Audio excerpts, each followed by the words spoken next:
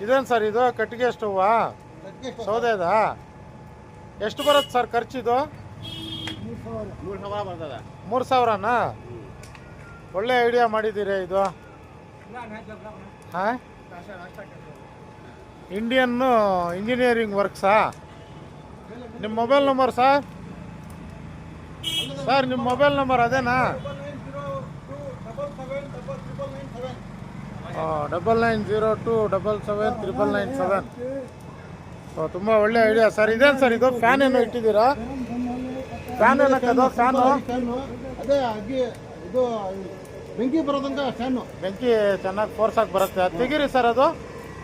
ಅದು ತೆಗೆದ್ರೆ ಬರಲ್ಲ ಓಕೆ ಒಳ್ಳೆ ಐಡಿಯಾ ಮಾಡಿದ್ದೀರಾ